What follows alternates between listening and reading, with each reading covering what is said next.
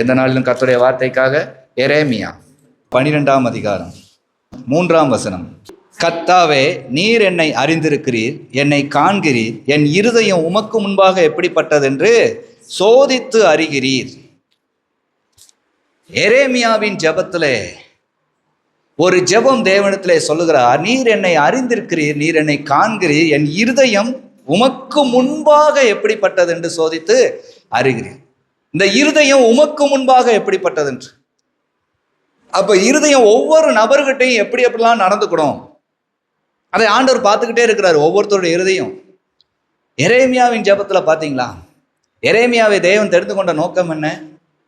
இஸ்ரவேலின் எருசலேமின் பாவங்களை உணர்த்தி அவர்களுக்கு சொல்ல வேண்டியது. தன் சொந்த ஜனங்களுடைய பாவங்களையும் மீறுதல்களையும் சொல்லி மனம் திரும்பாத பட்சத்துல மீண்டும் ஒரு அடிமத்தன வாழ்க்கை உங்களுக்கு வந்து கொண்டிருக்குது, அதுக்கு போகாதபடி மனம் திரும்புங்கள். கடைசி நேரத்தில் அடிமத்தன வாழ்க்கை வருவதற்கு முன்பாக தேவன் எச்சரிக்கிறார். அப்போ கடுமையாய் எரேமியா தீர்க்கதரிசி பேச வேண்டிய ஒரு நிலைமை. ஆனா தேசம் செழிப்பா இருக்கு, ராஜாக்கள் சந்தோஷமா இருக்கிறாங்க, எந்த ஒரு ஆபத்தும் வருவதற்கான அறிகுறியே அவங்களுக்கு இல்லாதபடி இருக்காங்க. ஆனா தேவன் முன்னக்கூட்டி என்ன எரேமியா வைத்து சொல்கிறார். என்னைக்குமே வேதவசனம் சொல்லி பார்த்தீங்களா, கர்ப்பவதியானவள் பிரசவத்திற்கு முன்பாக எப்படின்னா எல்லாமே ஆரோக்கியமா இருக்கிற மாதிரியே உணர்வாங்களாம். அப்படி உணர்ந்த கொஞ்ச நேரத்துல என்ன பண்ணிடுமா, வேதனை வந்துடும். அது போலதான் எரேமியாவின் காலத்துல எரேமியா தீர்க்கதரிசனம் சொல்லுகிறாரு, அழிவு வருதுன்னு சொல்றாரு. ஆனா ஜனங்கள் எல்லாம் சந்தோஷமா இருக்காங்க. இது எப்படி வரும், இவர் சொல்ற அழிவெல்லாம் எப்படி வரப்போகுதுன்ட்டு எரேமியாவை ரொம்ப பாடுபடுத்துக்கிறாங்க.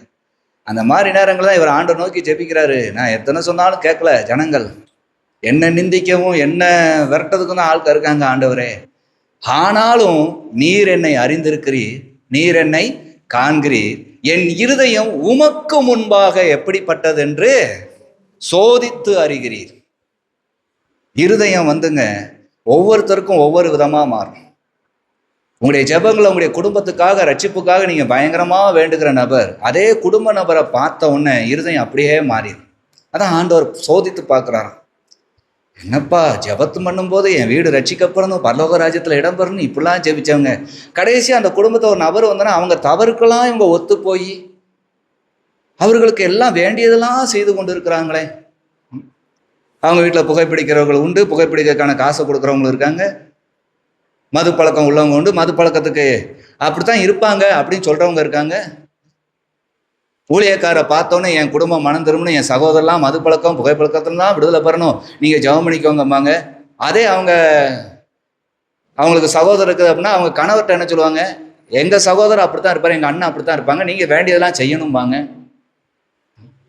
அந்த இருதயத்தை பார்க்கிறாராம். அதான் எரேமியா தீர்க்கதரிசி சொல்கிறார், உமக்கு முன்பாக என் இருதயம் எப்படி இருக்குது என்று நீ சோதித்து அறிகிறீர் ஆண்டவரே. அப்படி ஆண்டவருக்கு முன்பாக இருதயம் எப்படி இருக்குது? இன்னைக்கு இதைத்தான் கொஞ்சம் சிந்திச்சு பார்க்க போறோம். உங்களுடைய இருதயம் ஆண்டவருக்கு முன்பாக இருக்குதுங்கிற உணர்வு உங்களுக்கு உண்டா? ஆண்டவர் உங்க இருதயத்தை சோதித்து பார்த்துக்கிட்டு இருக்கிறா, நீங்க அறிகிறீங்களா? நிறைய பேர் இருதயத்தை ஆண்டவர்கிட்ட கொடுக்கவே மாட்டாங்க. அவர் சோதித்து அறிகிறாருங்க தான் அவங்களுக்கு தெரியாது. அவங்களுக்கு அவங்களே ஏமாத்திக்கிட்டு இருப்பாங்க. இன்னைக்கு அப்படிப்பட்ட கிறிஸ்தவங்கள் தான் நிறைய பேர் இருக்காங்க. எங்களும் ஆண்டவர் அறிவாருங்க, அவங்க செய்யற எல்லா ஆற்றிலையும் ஊர்வலத்துக்கே தெரியும். ஆனா அவங்க சொல்ல தெரியுமா, நாங்க ஆண்டவரோடு இருக்கிறோன்றாங்க. இருதயத்தை சோதித்து அறிய ஆண்டவர்கிட்ட கொடுக்கணுங்க. எவ்வளவு ஒரு இக்கட்டான நிலைமைகள்ல இவர் பயங்கரமான தீர்க்கதரிசனத்தை சொல்லிட்டு இருக்கும் போது எல்லாரும் இவரை இவருடைய வார்த்தை நிமித்தமா இவரை அடிக்க நொறுக்க இருக்கிற காலத்திலையும் கூட நீர் என் இருதயத்தை சோதித்து அறிகிறீர் என்று சொல்கிறார். என்ன நடக்குது?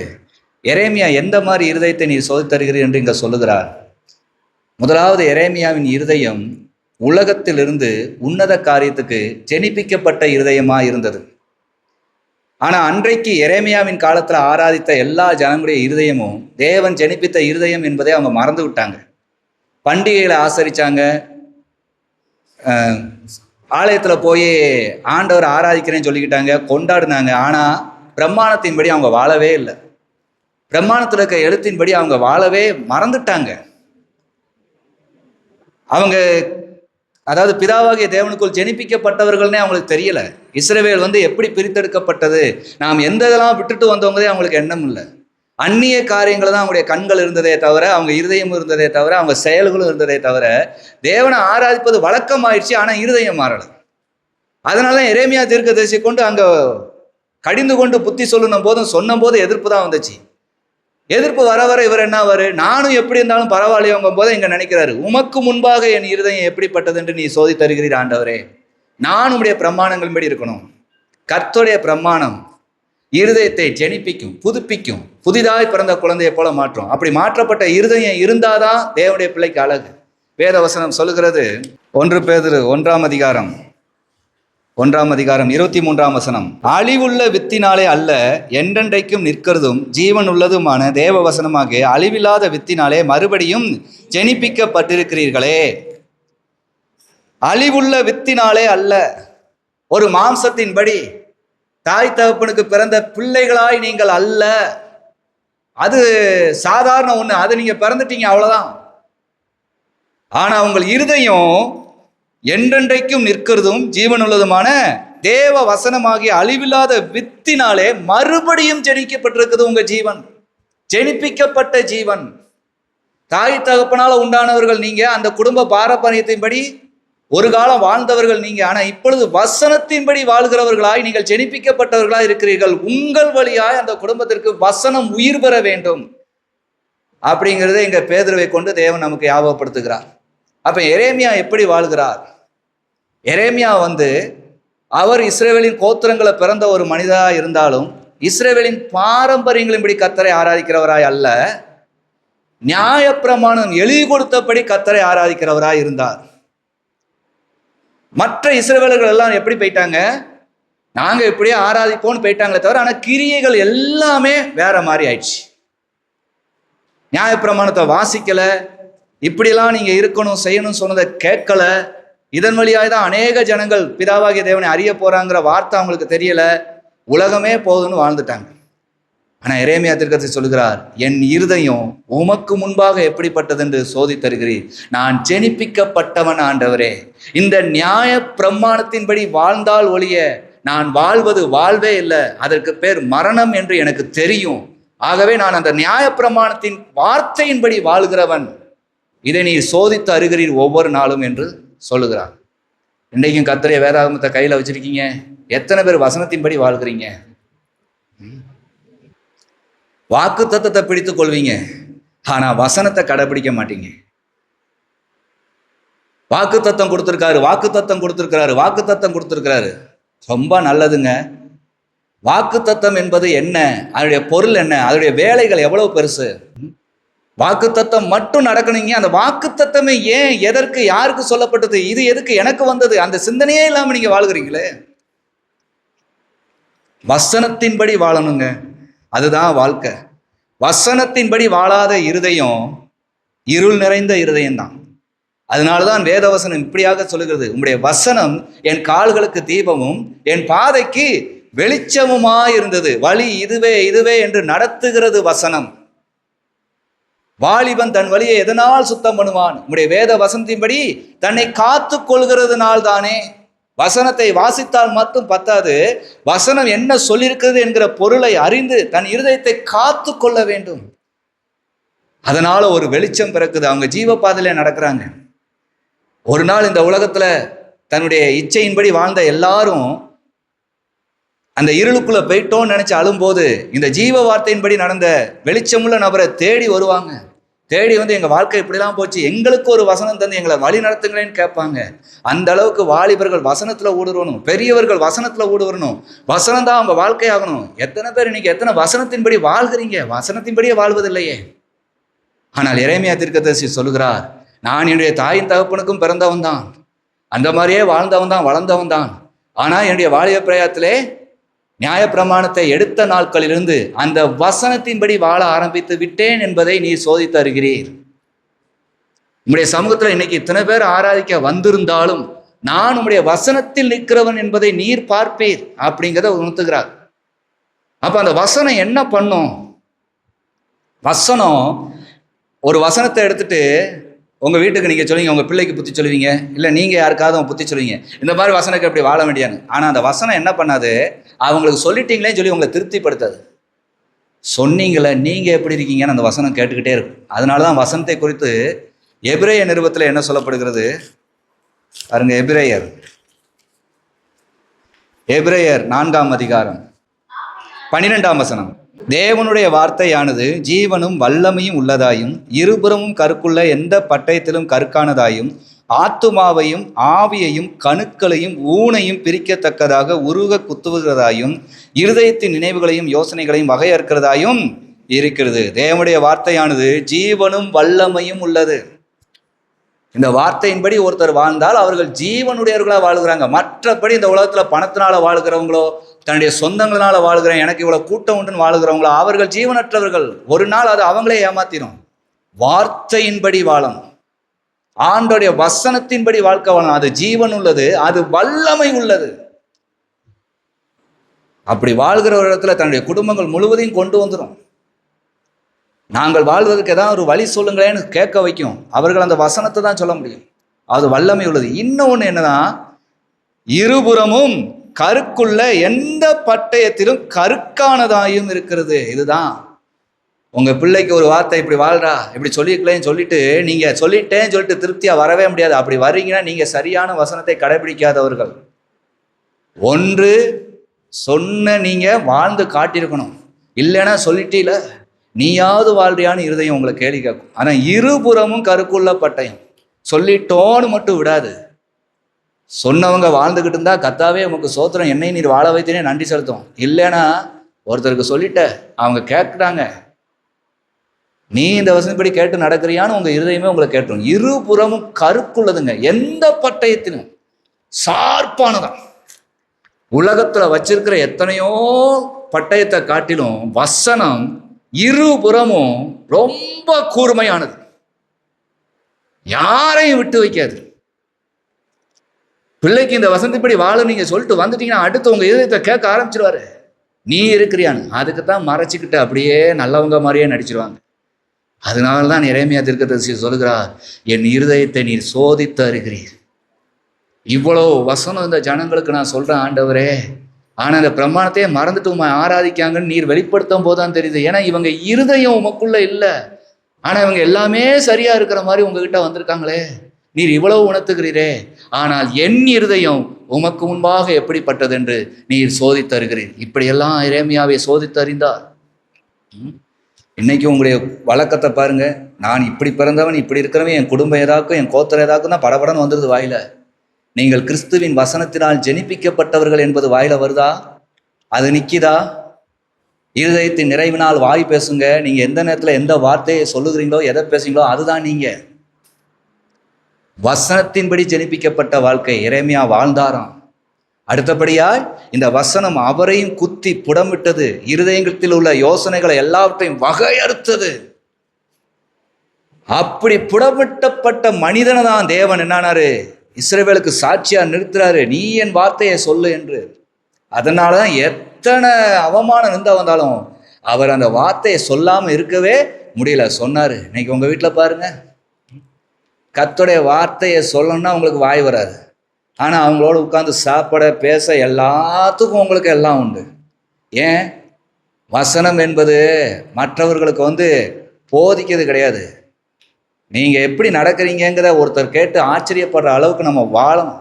அதுல வசனத்தை நம்ம சொல்லுவோம் பார்த்தீங்களா, அது அநேகரை போசிக்கும். இன்னைக்கு அப்படி யார் இருக்கிறீங்க?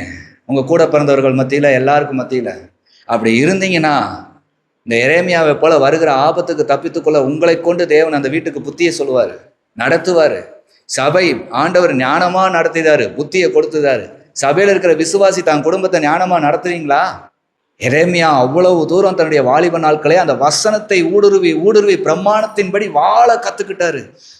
அதனாலதான் தேவனுக்கு முன்பாக சொல்கிறார், உமக்கு முன்பாக என் இருதயம் எப்படிப்பட்டது என்று அறிந்திருக்கிறீர்.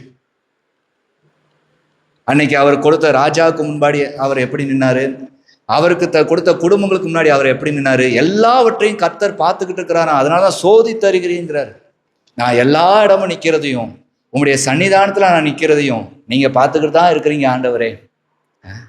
இன்னைக்கு நீங்க சொல்ல முடியுமா, என்னை அறிந்திருக்கிறீர், என்னை காண்கிறீர், என் இருதயம் உமக்கு முன்பாக எப்படிப்பட்டது சோதித்தருகிறீர் என்று. வசனம்தான் கால்களுக்கு தீபங்க. வாக்கு தத்தம் என்பது ஒரு கூட்டத்தையே நம்ம நடத்த வேண்டியது.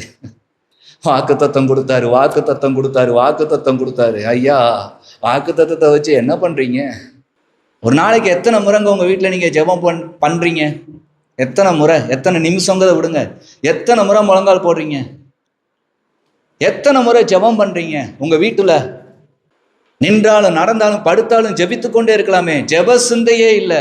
வீட்டை சிந்தித்து கொண்டு, குடும்பத்தை சிந்தித்து கொண்டு, பிள்ளைகளை சிந்தித்து கொண்டு, எதையோ சிந்தித்து கொண்டே இருக்கிறீங்க. உங்க சிந்தனையால் அதை சரி பண்ண முடியுமா? ஆனா சிந்தனை வரும்போது அதை ஜெபத்துல அர்ப்பணிச்சீங்கன்னா ஜெபத்தினால எதையும் சரி பண்ண முடியும். ஆகவேதான் எரேமியா தீர்க்கதரிசி இந்த வார்த்தையெல்லாம் சொல்லிட்ட ஆண்டவரே, ஆனாலும் அந்த ஜனங்கள் எனக்கு விரோதமாய் செயல்படுறாங்க, எதிர்த்து நிற்கிறாங்க, ஆனாலும் நீ மறுபடியும் அந்த வார்த்தையை தருகிறீர். நான் சொல்லுகிறேன், ஆனா நானும் எப்படி என்பதை உங்களுடைய சன்னிதானத்தில் சிந்தித்து பார்க்கிறேன். என்னுடைய இருதயம் உமக்கு முன்பாக எப்படிப்பட்டது என்று நீர் சோதித்து அறிகிறீர். என் இருதயமும் கணுக்களும் எல்லாவற்றையும் உருவ குத்தி அந்த வசனத்தினால கிழித்து என்னை சரி பண்ணி நடத்துகிறீர் ஆண்டவரே, அப்படி என்று சொல்லுகிறார். உங்க இருதயம் இந்த நாளில் எப்படிப்பட்டது என்று ஆண்டவர்கிட்ட கொடுங்க. அவர் உங்களை அறிந்திருக்கிற கர்த்தர், அவர் உங்களை காண்கிற கர்த்தர். அவர் உங்களை காண்கிறவர் என்றால் முகத்தை அல்ல, உங்கள் இருதயத்தை. வாக்கு தத்தம் வரும்போது அதை பயங்கரமாய் நீங்க எனக்கு கொடுத்தாருன்னு சொல்றதும், இந்த வசனத்தின்படி வாழணுங்கிறத எதுவுமே எண்ணம் இல்லாம வாழ்கிறதும் கர்த்தர் சோதித்தறியலங்க, பார்த்தாலே தெரியுது. மனுஷனுடைய எண்ணங்கள் வீணென்று கர்த்தர் அறிந்திருக்கிறார். வீணான எண்ணங்கள்லயே வாழ்ந்து வாழ்ந்து எதையாவது ஒன்று நிரூபிச்சு தான் பிள்ளைங்க சரியா இருக்காங்க சரி நிரூபிக்க தான் நினைக்கிறீங்க. ஆனா ஆண்டவர் உங்கள் பிள்ளைகளுக்காக ரத்தம் சிந்தினவர், உங்கள் பிள்ளைகளுக்காக ஜீவனை தந்தவர். எப்படியாவது அவர்களை குற்றமற்றவர்களை அந்த ராஜ்யத்திலே நிறுத்த வேண்டும் என்று வசனத்துல இடைப்பட்டு கொண்டே இருக்கிறார். அதை குறித்து அக்கறையே இல்லாம உங்களையும் உங்க குடும்பத்தையும் கரைபடாதபடி, உலகத்தினால் கரைபடாதபடி தம்முடைய ராஜ்யத்திலே சேர்த்து கொள்ள வேண்டும் என்கிற வைராக்கியம் உடையவராயிருக்கிறார். என் பிதாவின் வீட்டிலே அநேக வாசஸ்தலங்கள் உண்டு, அப்படி இல்லாதிருந்தால் நான் உங்களுக்கு சொல்லியிருப்பேனே. நான் உங்களுக்கு முன்னே போய் வாசத்தலங்களை, உங்களுக்கான வாசத்தலங்களை ஆயத்தம் பண்ணுகிறேன் என்று புறப்பட்டு சென்றவர். அப்படி பரிசுத்தாவின் பலத்தினால் அந்த வசனத்தினாலும் நம்ம இருதயத்தையும் அந்த இடத்துக்கு கொண்டு போக ஆயத்தப்படுத்திக்கிட்டு இருக்கிறாரே. இதை குறித்து தெரியாத சபை விசுவாசிகள் இன்று உண்டே. குடும்பம், பிரச்சனை, வேலை, இதே வாழ்க்கையா வைத்திருக்கீங்க. அது ஒரு ஓரமா இருக்கிறதுங்க. ஆனா முக்கியமானது வசனத்தின்படி எப்படி வாழ்கிறோம், இந்த வசனத்தின்படி குடும்பத்தை எப்படி நடத்துகிறோம், இந்த வசனத்தில் உள்ளதை கடைபிடித்து இருக்கிறோமா? கர்த்தர் இந்த நாளில் நம்மை குறித்து ஒரு கேள்வி கேட்பாரே, நம்மை குறித்து சொல்வாரே. நம்முடைய இருதயத்தை சோதித்தருகிற கர்த்தருடைய சன்னிதானத்துக்கு போகிறோம், அவர் நம்முடைய இருதயத்தை குறித்து பேசுவார். ஆனால் நாம் என்ன செய்வோம்? அந்த பரிசுத்தாவின் பலனை தாரும் என்று நம்ம கேட்டு பெற்றுக்கொள்வோமே, அந்த வைராக்கியம் வேண்டாமா? இந்த ஜெப வேளையில் வந்திருக்கிறீர்கள், எரேமியாவின் ஜெபத்தை பாருங்கள். ஜனங்களுக்கு குறை சொல்வது மாத்திரம் எரேமியாவின் வேலை அல்ல. தானும் தேவனிடத்தில் எப்படி நிற்கிறேன் என்பதை அறிந்து, என்னை நீர் அறிந்திருக்கிறீர், என்னை காண்கிறீர், என் இருதயத்தையும் நீர் உமக்கு முன்பாக சோதித்து அறிகிறீர். ஆண்டவரே, நான் ஜெனிப்பிக்கப்பட்டது உம்முடைய வசனத்தினால. என் தாய் தகவனுக்கு நான் பிள்ளையா பிறந்திருக்கலாம், ஆனால் இப்பொழுது இருக்கிறது உம்முடைய வசனத்தினாலே என்பதை நீர் அறிவீர். உம்முடைய சமூகத்திலே ஆராதிக்க வந்த ஜனம் உம்முடைய வசனத்தெல்லாம் எரிந்து விட்டு தன்னுடைய இஷ்டப்படி ஆராதிக்கிறதை நீர் அறிந்திருக்கிறீர்.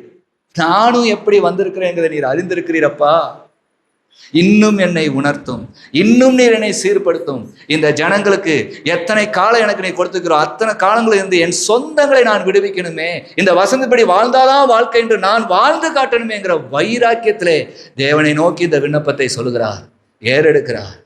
என் இருதயம் உமக்கு முன்பாக எப்படிப்பட்டது என்று சோதித்து அறிகிறீர்.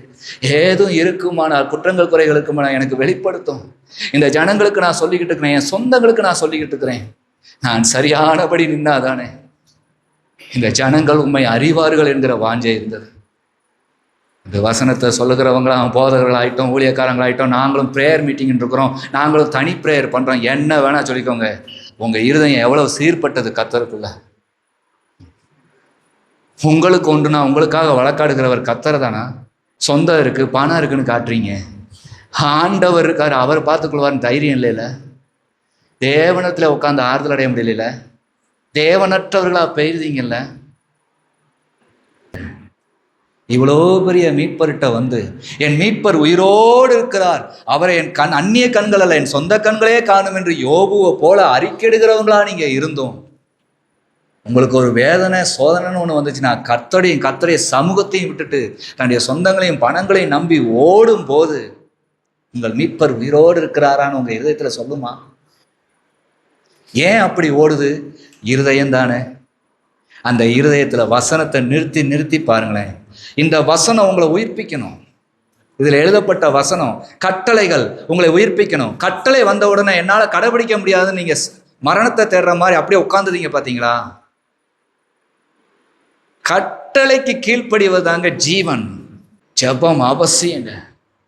உங்க வீடு, நீங்க வாடகைக்கு இருக்கீங்களோ சொந்தத்தில் இருக்கீங்களோ, உங்க வீட்டில் இவ்வளவு பெரிய தேவனை ஆராய்ச்சிட்டு போறீங்க, ஒரு நாளைக்கு எத்தனை தடவை முழங்கால் போடுறீங்க? நீங்களே நினைச்சுக்கோங்க. எத்தனை தடவை ஜெபம் பண்றீங்க? ஜெபம் என்பதே இல்லை, சிந்தையிலேயே ஓடுதுன்னா என்னங்க அர்த்தம்? இதுல வேற சொல்லுங்க, வீட்டுக்குள்ள வந்தாதான் சிந்தனையே வருதும்பீங்க. ஏன்னா எல்லா வேலையும் முடிச்சுட்டு வீட்டுக்குள்ள வந்த பிறகு செஞ்சதெல்லாம் நினைச்சு பார்க்க தானே நேரம் இருக்கு.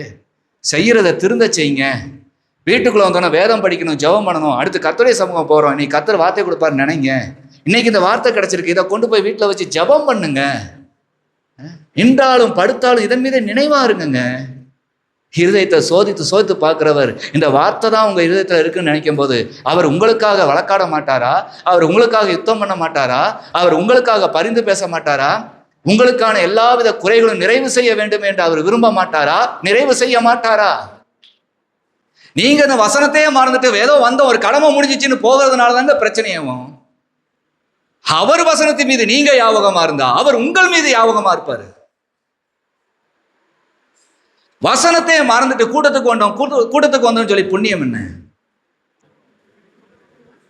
வசனம் வாழ்க்கையாகட்டும். இருதயத்தை சோதித்திருக்கிறவர் என் வசனத்தின்படியே வாழ்கிற பிள்ளைகள் என்று உங்களுக்கும் இரக்கத்தை செய்வார். எப்படிப்பட்ட ஒரு இக்கட்டான காலத்தில் மத்தியிலும் ராஜாக்களும் மந்திரிகளும் எரேமியாவை எதிர்த்து வந்த நேரத்திலும் கூட எரேமியா தேவனால் பிறக்கப்பட்டவன் என்பதை அறிந்து அவருடைய வார்த்தையை சொல்லி அவரிடத்திலே இப்படி ஒரு விண்ணப்பத்தை ஏறெடுத்திருக்கிறார். அதுபோல நீங்களும் எந்த நிலைமையிலும் கைவிடாத தேவன் உங்களோடு கூட இருக்கிறார் என்றபடி அவருடைய வார்த்தையின்படி நடக்க உங்கள் வாழ்க்கையை ஒப்புக் கொடுங்கள். கர்த்தர் உங்களை கொண்டும் பெரிய காரியத்தை செய்வார். கர்த்தர் தாமே உங்களை ஆசீர்வதிப்பாராக. ஆமென்.